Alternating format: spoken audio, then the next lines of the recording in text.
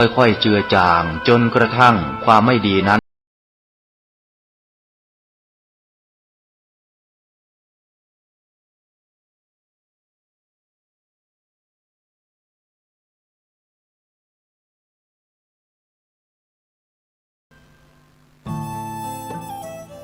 ท่านกำลังติดตามรับฟังสถานีวิทยุกระจายเสียงพระพุทธศาสนาแห่งชาติและสังคม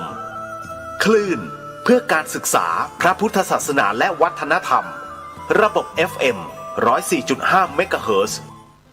รายการต่อไปเป็นรายการคดีโลกคดีธรรม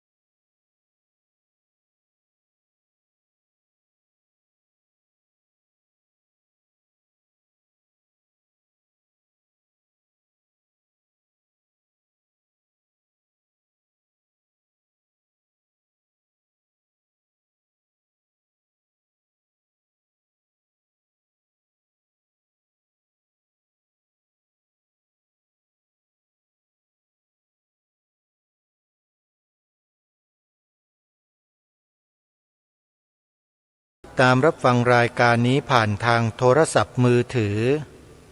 และทาง YouTube ได้ทางโทรศัพท์มือถือให้ท่านดาวน์โหลดแอปพลิเคชันวิทยุพุทธศาสนาทั่วไทยไว้ในโทรศัพท์เพื่อรับสัญญาณออนไลน์ทางสถานีวิทยุพระพุทธศาสนาแห่งชาติคลื่นต่างๆที่รวมอยู่ในแอปพลิเคชันนี้ได้ตามเวลาดังต่อไปนี้เวลา 9 นาฬิกาท่านสามารถรับฟังรายการคดีโลกคดีธรรมได้ทางสถานีวิทยุพระพุทธศาสนาจังหวัดเชียงใหม่วัดหนองกายตำบลสันป่ายางอำเภอแม่แตงจังหวัดเชียงใหม่คลื่น FM 99.75 เมกะเฮิรตซ์ออกอากาศเวลา 9 นาฬิกาพร้อมกับสถานีวิทยุพระพุทธศาสนาประจำจังหวัดกาฬสินธุ์วัดอารามมงคลตำบลยางตลาดอำเภอยางตลาดจังหวัดกาฬสินธุ์ FM 89 เมกะเฮิรตซ์เวลา 10 นาฬิการับฟังได้ทางสถานีวิทยุพระพุทธศาสนาแห่งชาติประจำจังหวัดเลยวัดป่าจริยธรรมตำบลนาดอกคำอำเภอนาด้วงจังหวัดเลย FM 96.50 เมกะเฮิรตซ์และสถานีวิทยุวัดสามชุกตำบลสามชุกอำเภอสามชุกจังหวัดสุพรรณบุรี FM 100.25 เมกะเฮิรตซ์พร้อมด้วยสถานีวิทยุพระพุทธศาสนาจังหวัดเลยวัดศรีอุดมวงศ์ตำบลศรีสงครามอำเภอวังสะพุงจังหวัดเลย FM 101.75 เมกะเฮิรตซ์จากนั้นเวลา 11 นาฬิการับฟังรายการนี้ได้อีกครั้งหนึ่งทางสถานีวิทยุพระพุทธศาสนาแห่งชาติประจำจังหวัดเชียงใหม่วัดฝายหินตำบลสุเทพอำเภอเมืองจังหวัดเชียงใหม่คลื่น FM 104.25 14.50 เมกะเฮิรตซ์และยังสามารถรับฟังถ่ายทอดสดทาง YouTube ที่ช่องวัดฝายหินได้ในเวลาเดียวกัน 11 นาฬิกาด้วยจากนั้นเวลา 13 นาฬิกาบ่ายโมงตรงรับฟังรายการนี้ได้อีกครั้งหนึ่งทางสถานีวิทยุวัดบ้านปลาคูนตำบลท่าหาดยาวอำเภอโพนทรายจังหวัด101คลื่น FM 104.50 เมกะเฮิรตซ์และเวลา 1 นาฬิกาตีหนึ่งกลางดึกก็สามารถรับฟังได้อีกครั้งหนึ่งทางสถานีวิทยุพระพุทธศาสนาแห่งชาติประจำจังหวัดเชียงใหม่วัดฝายหินตำบลสุเทพอำเภอเมืองจังหวัดเชียงใหม่ FM 104.50 เมกะเฮิรตซ์และท่านฟังย้อนหลังได้ทางช่อง YouTube วัดฝายหินและช่องธรรมะภาคเหนือขอกราบขอบพระคุณครูบาอาจารย์ทุกรูปที่ได้เอื้อเฟื้อเวลาของสถานี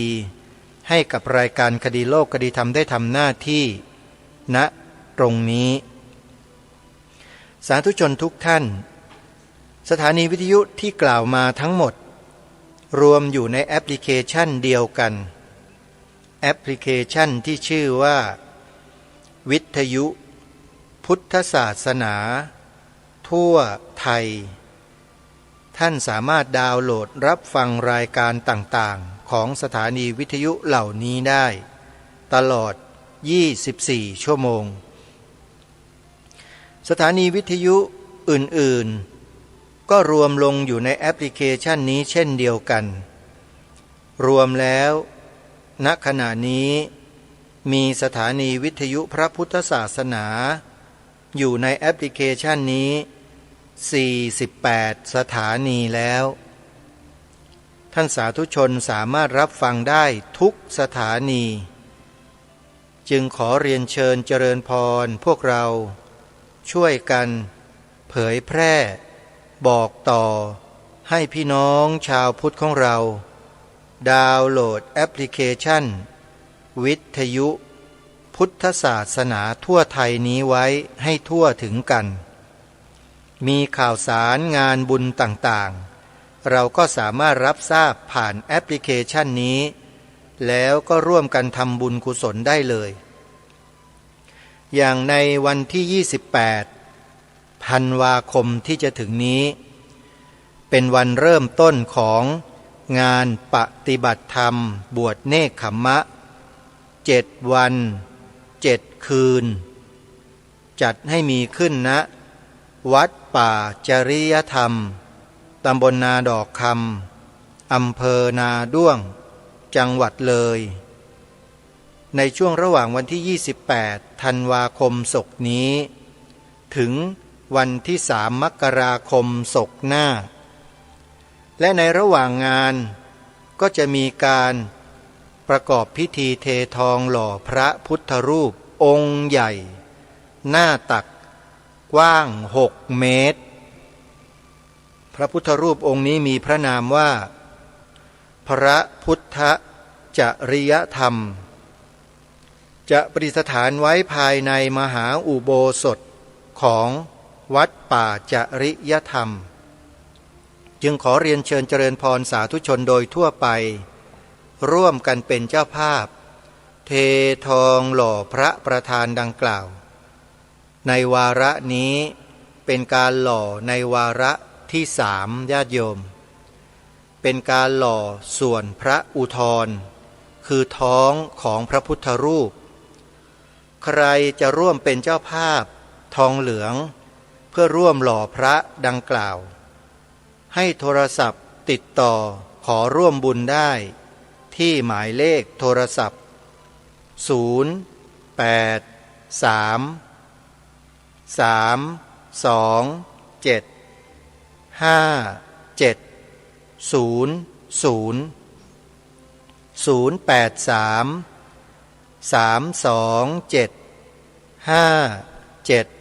083-327-5700 00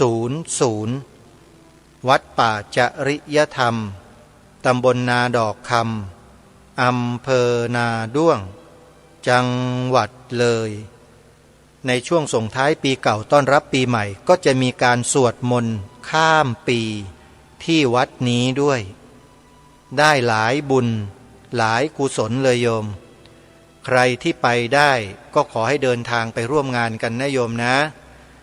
ทางเส้นทางต่างๆหรือรายละเอียดก็สอบถามตามหมายเลขโทรศัพท์ที่แจ้งไปแล้วนั้นหลังจากเสร็จงานการหล่อพระและปฏิบัติธรรมที่วัดป่าจริยธรรมแล้ว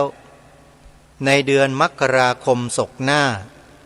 ยังมีงานใหญ่รอพวกเราอยู่อีกหนึ่งงานนั่นก็คืองานผูกพัทธสีมาปิดทองฝังลูกนิมิตอุโบสถ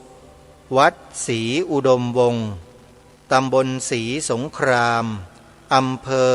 วังสะพุงจังหวัดเลยอยู่ในจังหวัดเดียวกันกับวัดป่าจริยธรรมวัดศรีอุดมวงศ์ได้สร้างอุโบสถแล้วเสร็จพร้อมที่จะจัดงานผูกพัทธสีมาแล้วก็ได้กำหนดงานตั้งแต่วันที่18มกราคมถึง28มกราคมรวม10วัน10คืนในวันแรก18มกราคมได้กราบอาราธนานิมนต์ท่านพระอาจารย์ใหญ่พระอาจารย์สมภพโชติปัญโยเมตตาเดินทางมาร่วมงานในวันที่18มกราคมด้วยใครที่ต้องการกราบพระอาจารย์สมภพก็ขอเชิญได้ให้มาที่วัดศรีอุดมวงศ์ตำบลศรีสงครามอำเภอวังสะพุงจังหวัดเลยในวันที่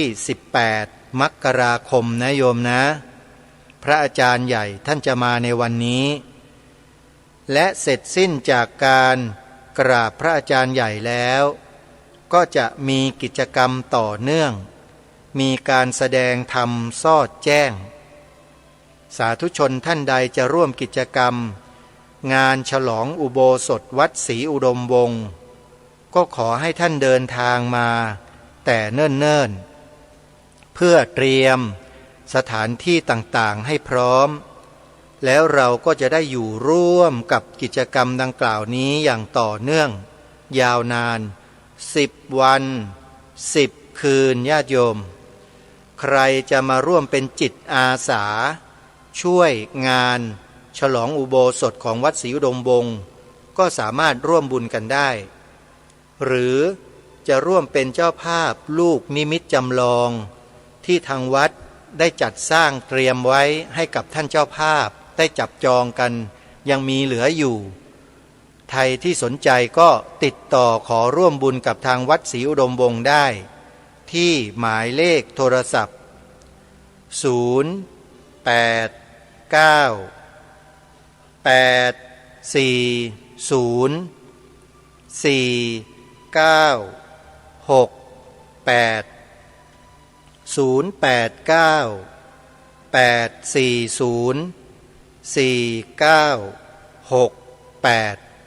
ขออนุโมทนาบุญ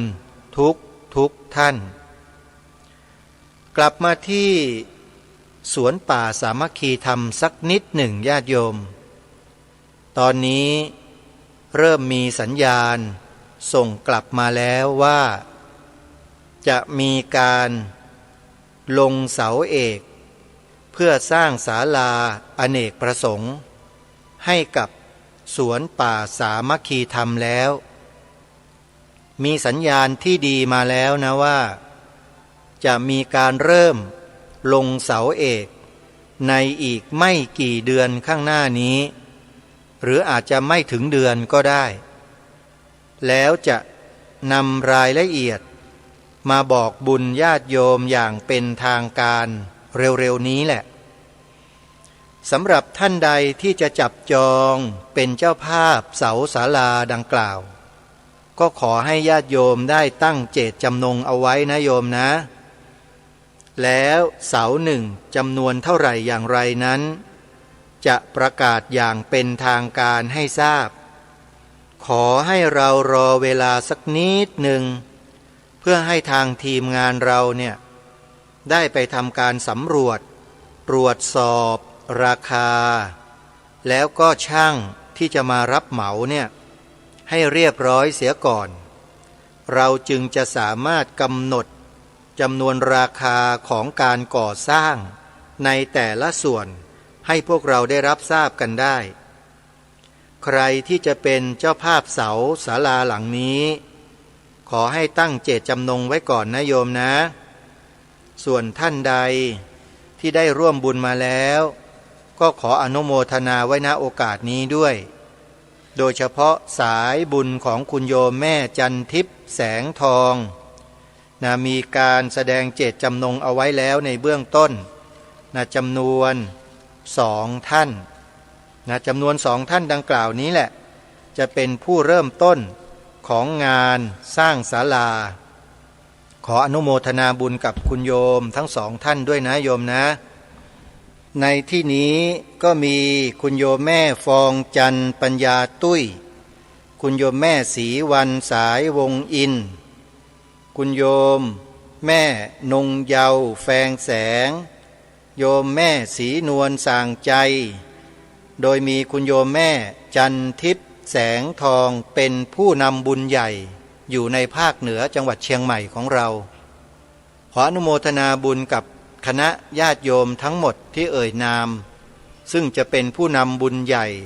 ในส่วนของภาคเหนือในครั้งนี้ขออนุโมทนาสาธุการไว้ในเบื้องต้นนะโยมนะรายละเอียดต่างๆขอให้ญาติโยมอดใจรอสักระยะหนึ่งนะโยมเดี๋ยวอาตมาภาพทำรายละเอียดสรุปรายละเอียดมาก่อนแล้วจะแจ้งให้ทราบอย่างเป็นทางการอีกครั้งหนึ่ง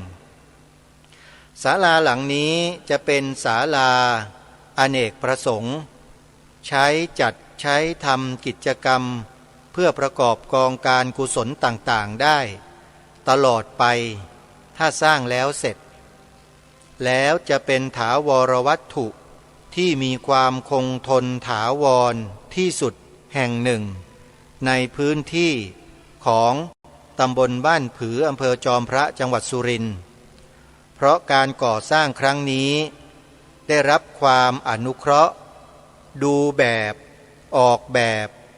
โดยผู้มีประสบการณ์และเป็นผู้มีใจบุญในที่นี้ขอเอ่ยนามก็คือคุณโยมแม่กาญจนีคงสิริไพศาลไม่น่าเชื่อว่าผู้หญิงผู้ที่มีนามว่ากาญจนีคงสิริไพศาลท่านนี้เนี่ยจะมีความสามารถในเรื่องงานก่อสร้างโครงสร้างของอาคารอะไรต่างๆได้เป็นอย่างดีทีเดียวคือสามารถที่จะมองอะไรต่างๆเกี่ยวกับงานก่อสร้างโครงสร้างของเหล็กของปูนของอะไรต่างๆเนี่ยออกหมดเนื่องจากว่ามีประสบการณ์ในเรื่องงานก่อสร้างเนี่ยมายาวนานอยู่กับงานก่อสร้างมาเป็นระยะเวลาที่มากพอสมควรทีเดียวแล้วก็ศึกษาเรียนรู้ด้วยตนเองว่าควรจะใช้วัสดุอย่างไรจึงจะเหมาะสมกับสถานที่แห่งนั้นจึงได้มอบหมายให้กับโยมแม่กาญจนีเนี่ยมีตำแหน่งเป็นที่ปรึกษาใหญ่ในการก่อสร้างศาลาหลังนี้ญาติโยมขออนุโมทนาบุญกับโยมแม่กาญจนีคงสิริไพศาลไว้ณโอกาสนี้เป็นอย่างยิ่งที่ได้เสียสละเวลามาเป็นที่ปรึกษาให้และไม่ใช่ว่าเสียสละเวลาอย่างเดียวนะโยมแม่กาญจนีให้มากกว่านั้นด้วยส่วนจะให้อะไรอย่างไรนั้นขออุบไว้ก่อนญาติโยมแล้วเดี๋ยวเรามาอนุโมทนากันในภายหลังนะโยมนะแต่ที่แน่ๆตอนนี้ดำริของการสร้างศาลาอเนกประสงค์ที่สวนป่าสามัคคีธรรมนั้นมีสัญญาณส่งออกมาแล้วว่า สร้างแน่นอน แล้วจะขอดูพื้นที่ดูแบบดูโครงสร้างแล้วก็กำหนดราคาของโครงสร้างแต่ละส่วนให้ชัดเจนก่อนจึงจะบอกบุญกับญาติโยมสาธุชนอย่างเป็นทางการอีกครั้งหนึ่งนะญาติโยมนะอนุโมทนาบุญกับทุกท่านทุกเจตจำนงที่มีความตั้งใจร่วมกันสำหรับวันนี้รายการคดีโลกคดีธรรมมีข้อมูลจะมาปรารภกับท่านผู้ฟังบางเรื่องซึ่งเมื่อวานนี้วันพุธที่25ธันวาคมองค์กรชาวพุทธองค์กรใหญ่องค์กรหนึ่งได้จัดงานสัมมนาเชิงปฏิบัติการขึ้นณสถานที่แห่งหนึ่งในเขตกรุงเทพมหานครทางรายการก็ได้ทำการบันทึกเสียงการจัดกิจกรรมดังกล่าวนี้ไว้บางส่วนแต่ยังไม่ได้นำมาเปิดให้สาธุชนได้ฟังกันเพราะเนื่องจากว่าข้อมูลยังไม่ได้ทำการศึกษาอย่างละเอียดจึงยังไม่สามารถนำมาออกอากาศให้ญาติโยมสาธุชนได้ฟังได้แต่สาธุชนทุกท่านขอบอกในเบื้องต้นนี้ว่าการจัดงานดังกล่าวนี้เนี่ยไม่ใช่เพิ่งจะจัดแต่มีมาผ่านมาแล้วถึง20 ครั้ง20 ครั้งเนี่ยจัดครั้งละ1 ปีญาติโยมนั่นหมายความว่าเรื่องราวเนื้อหาสาระที่เกี่ยวข้องกับการจัดงานนี้เนี่ยมีการจัดกันมาแล้วถึง20 ปีและครั้งนี้ก็เป็นครั้งที่21โดยใช้หัวข้อชื่อของงานว่าการสัมมนาความมั่นคงของพระพุทธศาสนาในประเทศไทยครั้งที่21ฟังหัวข้อแล้วชาวพุทธหลายท่านที่เคยร่วมกันออกไปต่อสู้เพื่อพระพุทธศาสนาคงจะมีความอุ่นใจขึ้นหลายท่านคิดว่านักต่อสู้เพื่อพระพุทธศาสนาเนี่ยคงจะไม่มีแล้วคงจะร่อยหรอหมดลงไปแล้วมั้งถึงเงียบกันอยู่แต่สาธุชนทุกท่านเรื่องนี้ไม่เคยเงียบยังมีการเคลื่อนไหวกันอยู่ภายในตลอดการทำงานแตกต่างจากสมัยดั้งเดิมสมัยอดีตที่ผ่านมาเนี่ยมีการทำงานเพื่อปกป้องคุ้มครองพระพุทธศาสนาแบบถึงลูกถึงคนเรียกว่าออกไปทำให้เป็นปรากฏการณ์เช่นเคลื่อนไหวเป็นหมู่คณะเป็นขบวนเป็นกลุ่มก้อนแล้วก็มีการแสดงออกชัดเจนในที่สาธารณะแต่ปัจจุบันนี้ข้อมูลที่เคยนำเสนอผ่านออกสื่อออกอะไรต่างๆที่ผ่านมาเนี่ยตกผลึกไปอยู่ในหัวจิตหัวใจของชาวพุทธและพี่น้องประชาชนชาวพุทธในประเทศไทยของเราเยอะแล้วเข้าใจกันดีแล้วรู้แล้วว่าอะไรเกิดขึ้นส่งผลกระทบต่อพระบวรพุทธศาสนาในเมืองไทยของเราประชาชนส่วนใหญ่ทราบแล้ว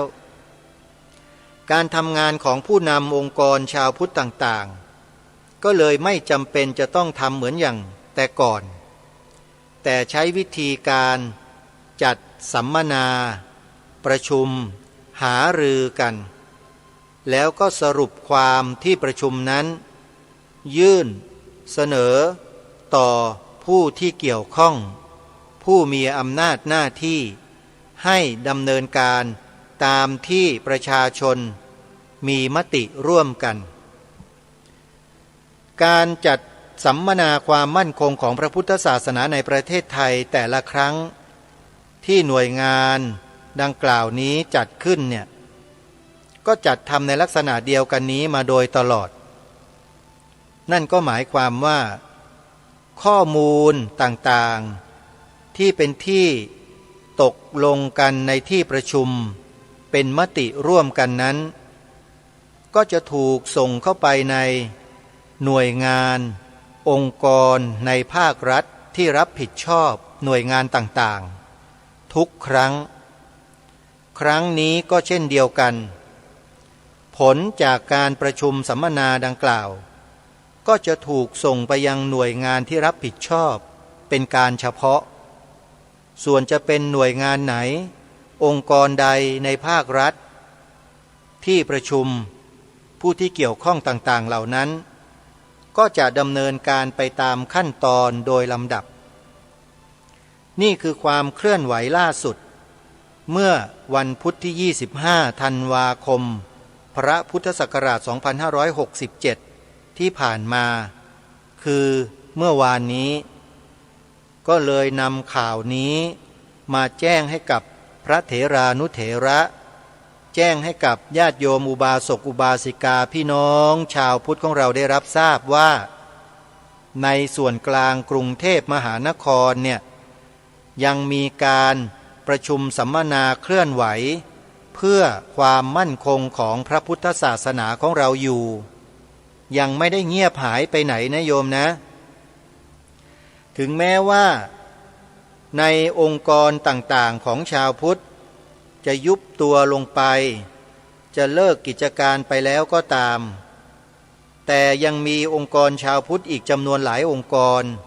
ที่ยังคงทำหน้าที่กันอยู่เช่น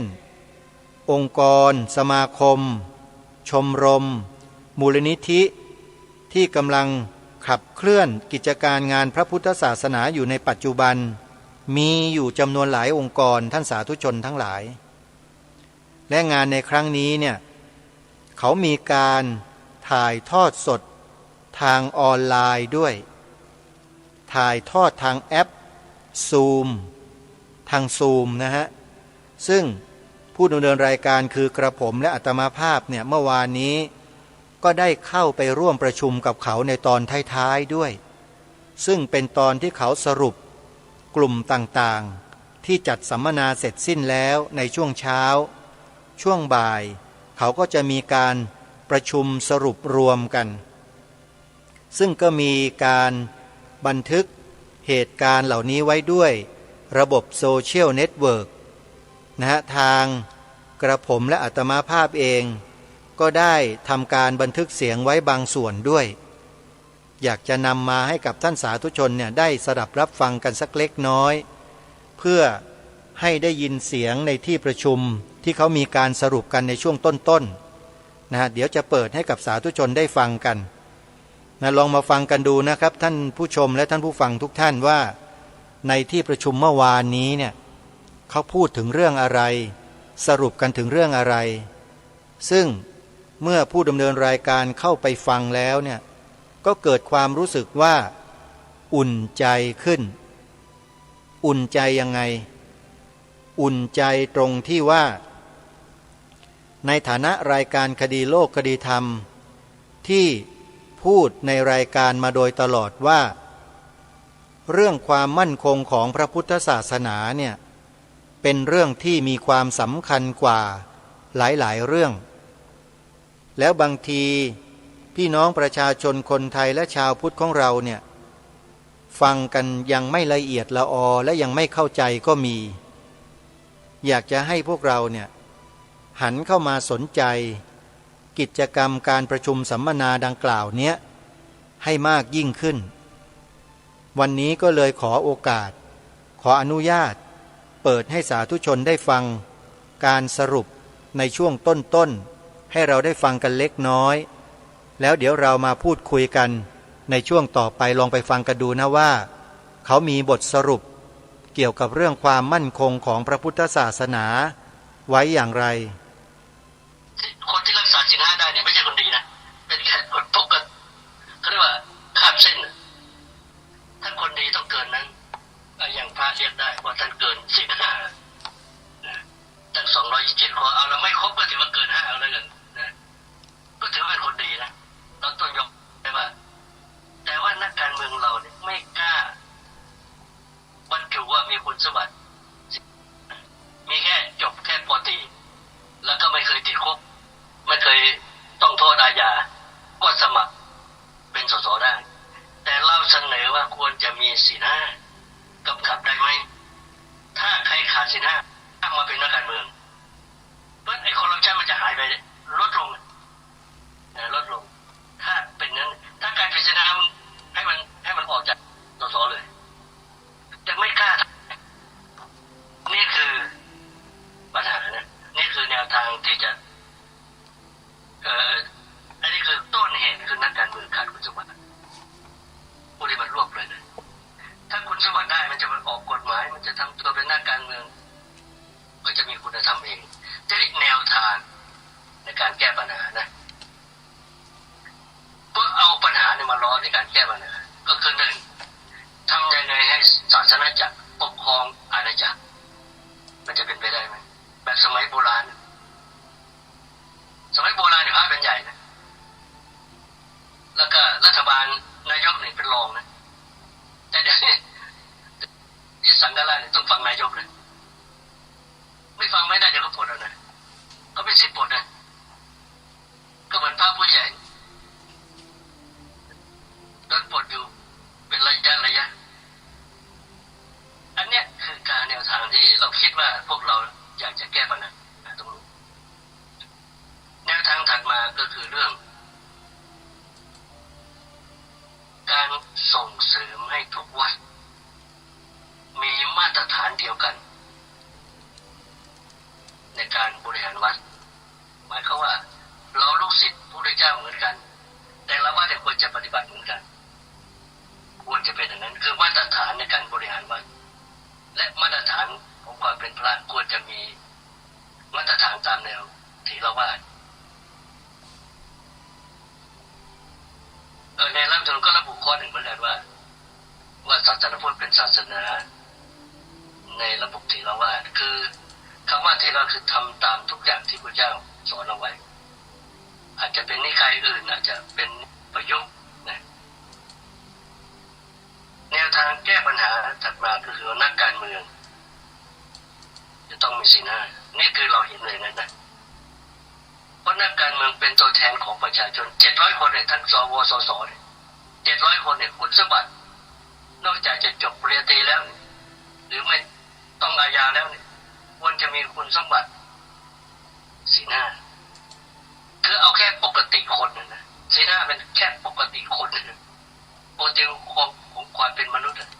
ขอแค่นี้เองบรรจุในรัฐธรรมนูญเลยว่าต่อไปควรจะเป็นนักการเมืองถ้าขาดศีลห้าแล้วก็ไม่ควรจะเป็นนักการเมืองบ้านเมืองมันจะได้ดีขึ้นสะอาดขึ้นแล้วก็ความมั่นคงพุทธศาสนาก็จะดีขึ้นข้อถัดมานักการเมืองต้องเป็นตัวอย่างของพุทธมรรคที่ดีของพุทธมรรคที่เหมือนพระบาทสมเด็จเจ้าอยู่หัวทุกพระองค์ท่านจะมีทศพิธราชธรรมและยังเป็นพุทธมรรคด้วยข้อนี้ดีมากที่กำหนดในรัฐธรรมนูญถ้าไม่กำหนดว่าพระเจ้าแผ่นดินเป็นพุทธมรรคนะยุ่งนะท่านยุ่งไหม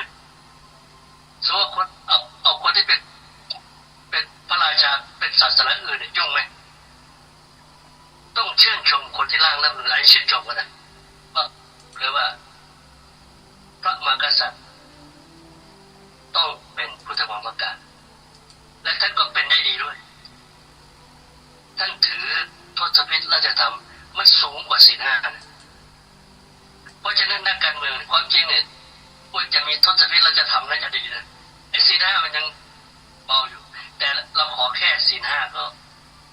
เหนื่อยแล้วไม่รู้จะทำไรบอกนักการเมืองนะเอาศีลห้าเบื้องต้นเราเสนอกันว่าน่าจะมีศีลห้าในบรรจุนี่การแก้ปัญหานะแล้วก็ถัดมาคือนักการเมืองควรจะเป็นผู้น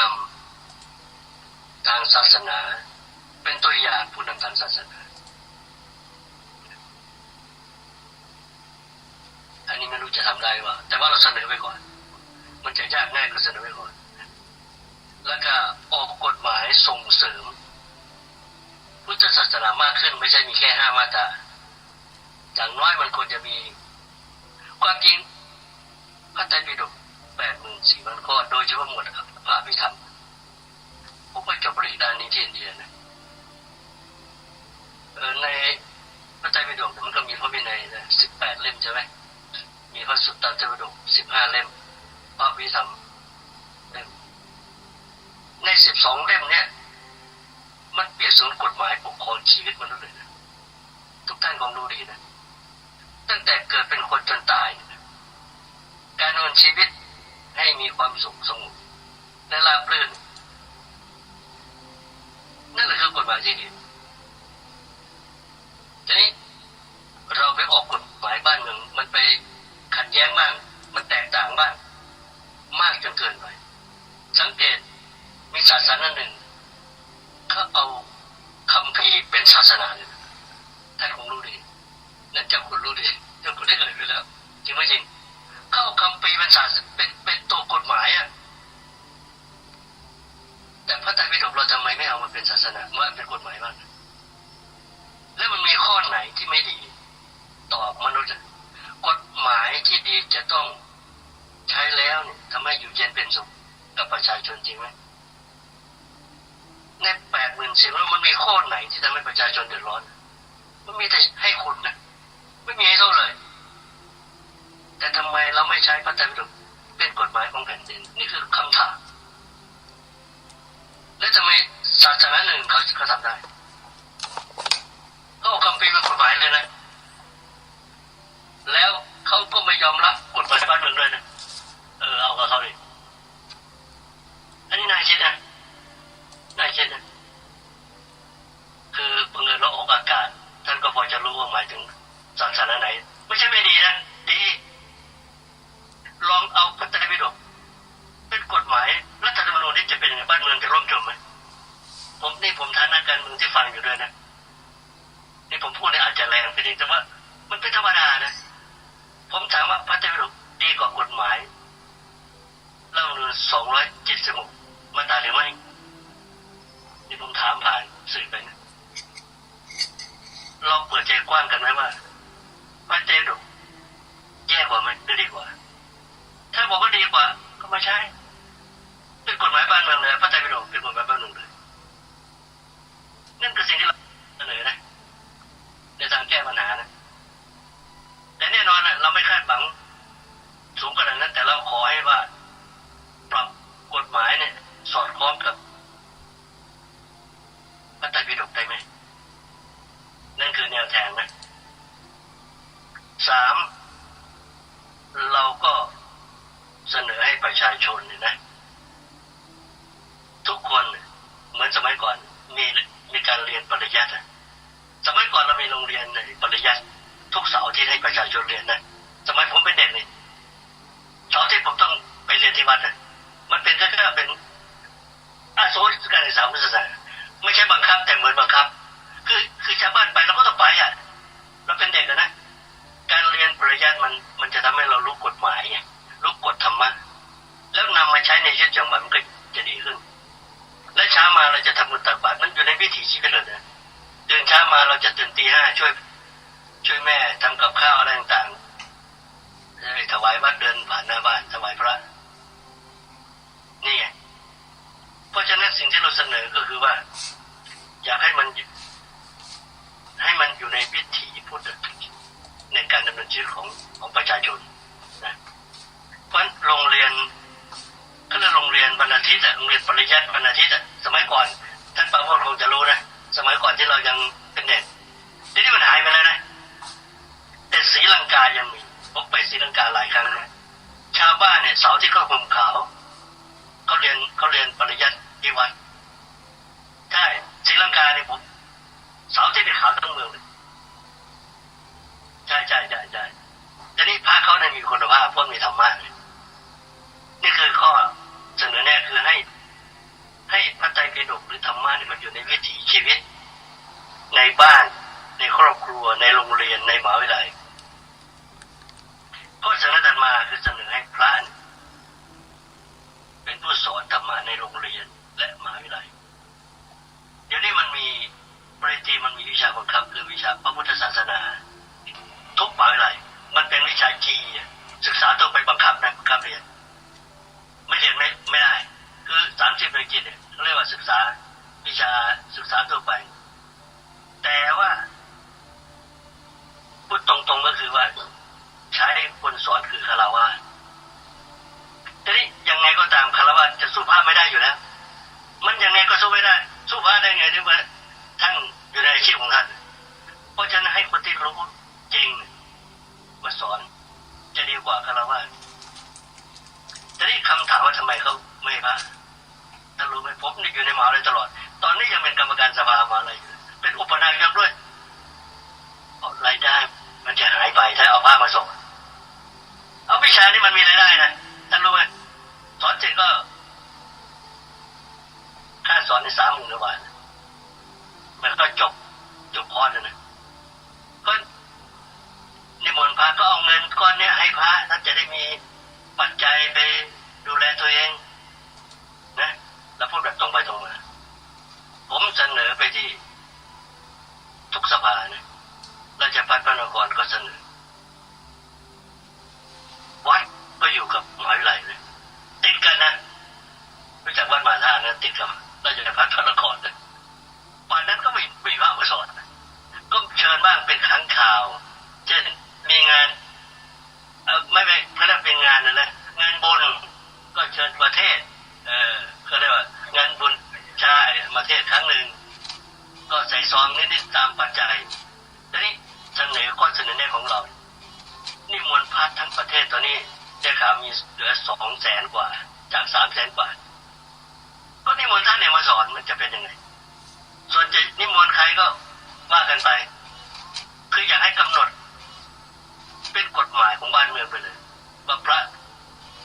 นะต้องมาสอน1 วิชาพระต้องจัดเวลามาสอนนะความจริงมันก็ไม่ได้สอนทุกวันวิชาหนึ่งมันก็สอนอาทิตย์ละวันหนึ่งแล้วกว่าจะจบก็3 เดือนให้วัดทุกวัดเนี่ยเป็นศูนย์ปฏิบัติธรรมเพื่อดับทุกข์ของคนทั่วโลกหมายความว่าเราประกาศไปทั่วโลกเลยว่าถ้าคุณอยากดับทุกข์เนี่ยให้มาแผ่นดินไทยวัดไหนก็ได้เพราะวัดจะมีมาตรฐานเลยคือเราเสนอให้วัดเนี่ยมีมาตรฐานการปฏิบัติให้มันเหมือนกันหมดอย่างที่ผมเรียนเคยที่คุณหมอบอกว่าจะให้ทำเป็น ISO คำว่า ISO คือระบบเหมือนกันหมดทุกวัดเหมือนกันหมดปฏิบัติตามพระพุทธเจ้าหมดไม่มีแตกต่างนะอันเนี้ยมันเป็นสิ่งที่ควรจะเป็นนะคือตอนเนี้ยชาวบ้านก็สับสนนะเข้าวัด1 วัด 2 วัด 3ปฏิบัติไม่เหมือนกันเลยนะทำให้คือเราไม่บอกว่าวัดไม่ดีนะแต่เราบอกว่าสับสนนะเราสับสนเลยทำไมปฏิบัติไม่เหมือนกันแล้วไอ้ที่เมื่อกี้ใครพูดว่ายึดพระอย่างเดียวไม่พอนะมันต้องยึดธรรมะเป็นหลักพระพุทธเจ้าก็จะต้องบอกว่าตัวแทนของพระพุทธเจ้าคือธรรมะนะก็ทุกคนต้องยึดธรรมะแน่นอนละพระท่านก็จะมีความแตกต่างกันไปถ้าเราไปยึดพระเกินไปมันก็ยึดบุคคลดีกว่าเกินไปจะทำให้เราหวยได้อันนี้คือสิ่งที่เราเสนอว่าทำอย่างไรให้วัดมีมาตรฐานเหมือนกันและ2เป็นที่ดับทุกข์ของประชาคมโลกไม่ใช่เฉพาะคนไทยนะประชาคมโลกเดี๋ยวนี้ฝรั่งพูดเยอะนะเพราะมันพิสูจน์ได้ปฏิบัติได้แล้วก็ถัดมาคือให้ประชาชนเนี่ยเรียกว่าเกือบจะเป็นกฎหมายต้องศึกษาปริยัติต้องศึกษาทฤษฎีจากพระไม่รู้จะทำได้ไหมแต่เราเสนอเอาละมาถึงกลุ่มที่3พูดถึงระบบผังเมืองกับการจัดการสาธุชนนี่ก็เป็นเสียงการสรุปการสัมมนาความมั่นคงของพระพุทธศาสนาในประเทศไทยครั้งที่21ครั้งนี้จัดขึ้นเพื่อเป็นการเฉลิมพระเกียรติเนื่องในโอกาสมหามงคลเฉลิมพระชนมพรรษาพระบาทสมเด็จพระเจ้าอยู่หัวทรงเจริญพระชนมายุพรรษาครบ6 รอบในวันพุธที่25 ธันวาคม พระพุทธศักราช2567ตั้งแต่เวลา 8 นาฬิกาเป็นต้นมาจนถึงเวลา 17 นาฬิกาซึ่งเพิ่งจะจบไปเมื่อไม่กี่นาทีที่ผ่านมาการประชุมครั้งนี้ใช้สถานที่ห้องประชุมชั้น 3อาคารมหาเจษฎาบดินทร์วัดยานนาวาเขตสาทรกรุงเทพมหานครนี่เองและในการประชุมสัมมนาครั้งนี้เนี่ยมีการแบ่งกลุ่มออกทั้งหมดเป็น4กลุ่มเพื่อจัดสัมมนาเชิงปฏิบัติการร่วมกันกลุ่มที่1ที่เพิ่งจะสรุปจบไปเมื่อสักครู่นี้ก็คือกลุ่มของกลยุทธ์ด้านการศึกษาพระพุทธศาสนากับสังคมปัจจุบันกลุ่มที่2การเมืองกับกฎหมายเพื่อความมั่นคงของพระพุทธศาสนาที่สรุปจบไปเมื่อสักครู่นี้ก็คือกลุ่มที่2นะฮะก็ขออภัยเมื่อกี้กล่าวผิดเป็นกลุ่มที่2นะครับนะฮะและกลุ่มที่3ที่กำลังจะกล่าวเมื่อสักครู่แต่ก็ได้งดการเผยแพร่ไปเมื่อสักครู่ก็คือระบบผังเมืองกับการจัดการศาสนสถานอย่างยั่งยืนเรื่องนี้ก็น่าสนใจเหมือนกันและกลุ่มที่4การพัฒนาและการจัดการระบบสุขอนามัยของพระภิกษุสามเณรแม่ชีนี่คือการจัดประชุมสัมมนา4หัวข้อเรื่องซึ่งมีการแบ่งกลุ่มแล้วก็ได้จัดการประชุมสัมมนาสรุปจบไปเป็นที่เรียบร้อยแล้วดังกล่าวก็นำบางส่วนมาเปิดให้กับสาธุชนได้ทราบกันก็เป็นอันว่าการประชุมครั้งนี้สำเร็จเสร็จสิ้นไปได้ด้วยดีทุกประการท่านสาธุชนได้ฟังแล้วก็คงจะทราบโดยทั่วกันว่าในส่วนกลางกรุงเทพมหานครนั้นองค์กรชาวพุทธยังมีการขับเคลื่อนงานความมั่นคงของพระพุทธศาสนาของเราอย่างต่อเนื่องและในที่ประชุมในวันที่ผ่านมาเมื่อวานนี้มีบุคคลสำคัญหลายท่านอยู่ในที่ประชุมด้วยซึ่งในที่นี้จะของดการเอ่ยนามของท่านเหล่านั้นไว้นะโยมนะและที่สรุปเมื่อสักครู่นี้เนี่ยก็เป็นท่านศาสตราจารย์ด็อกเตอร์ถาปนานะฮะท่านศาสตราจารย์ด็อกเตอร์ถาปนาซึ่งถือว่าเป็นนักวิชาการสำคัญอีกท่านหนึ่งในแวดวงของพระพุทธศาสนาของเราซึ่งท่านพูดได้ชัดเจนว่าการนำหลักธรรมในพระพุทธศาสนามากำหนดเป็นตัวบทกฎหมายในบ้านเมืองเนี่ยทำได้แล้วท่านก็ยกข้อเปรียบเทียบระหว่างศาสนาหนึ่งเขาก็นำเอาตัวคัมภีร์เนี่ยมาบัญญัติเป็นกฎหมายในบ้านเมืองไทยของเราศาสนาไหนนั้นท่านไม่ได้บอกแต่มีแน่นอนเพราะฉะนั้นเมื่อศาสนาหนึ่งนำข้อบัญญัติของศาสนามากำหนดเป็นข้อกฎหมายในบ้านเมืองไทยได้พระพุทธศาสนาของเราก็ย่อมทำเช่นนั้นได้เหมือนกันอันนี้ชัดเจนนะท่านผู้ฟังซึ่งสอดคล้องกับสิ่งที่ทางรายการคดีโลกคดีธรรมนำมาปรารภมาอย่างต่อเนื่องนั่นก็คือให้บัญญัติไว้ในรัฐธรรมนูญมาตราใดมาตราหนึ่งในบททั่วไปว่าประเทศไทยมีพระพุทธศาสนาเป็นศาสนาประจำชาตินั่นเองเพราะฉะนั้นสิ่งนี้จึงสามารถบัญญัติได้และเมื่อบัญญัติไว้แล้วเนี่ย